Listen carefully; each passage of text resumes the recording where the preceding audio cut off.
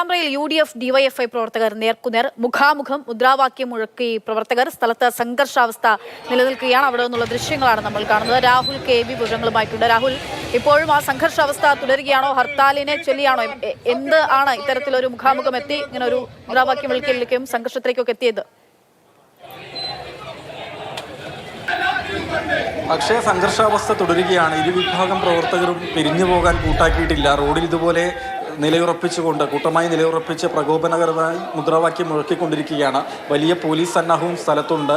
രണ്ട് വിഭാഗം പ്രവർത്തകരുടെയും നടുവിലായാണ് പോലീസ് തമ്പടിച്ചിട്ടുള്ളത്.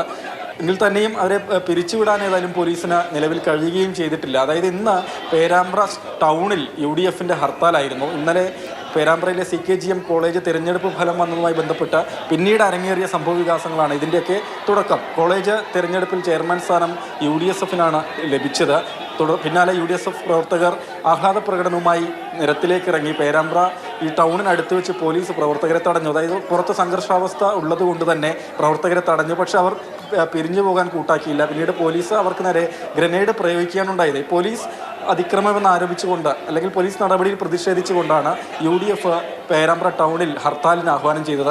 ഹർത്താൽ പൂർത്തിയായതിന് പിന്നാലെ പ്രവർത്തകർ പ്രകടനവുമായി എത്തി. അതിനിടെ ഇന്ന് ഉച്ചയോടുകൂടി പേരാമ്പ്ര പഞ്ചായത്ത് പ്രസിഡന്റിനെ UDF പ്രവർത്തകർ കയ്യേറ്റം ചെയ്തു എന്നൊരു പരാതിയുമുണ്ടായി. ഇതിൽ പ്രതിഷേധിച്ച് DYFI പ്രവർത്തകരും LDF പ്രവർത്തകർ പ്രതിഷേധവുമായി ടൗണിലേക്ക് ഇറങ്ങി. അങ്ങനെ ഈ രണ്ട് കൂട്ടരാണ് റോഡിൽ ഇപ്പോഴും നിലയുറപ്പിച്ച പ്രതിഷേധം, അതായത് ശക്തമായ മുദ്രാവാക്യം വിളികൾ മുഴക്കിക്കൊണ്ടേയിരിക്കുന്നത്. ഏതായാലും സംഘർഷാവസ്ഥ തുടരുകയാണ്. ഒപ്പം ഷാഫി പറമ്പിൽ MP ഇപ്പോൾ സ്ഥലത്തേക്ക് എത്തിയിട്ടുണ്ട്. പോലീസുകാരെ പെടാപ്പാടുപെടുകയാണ് പിരിച്ചുവിടാൻ.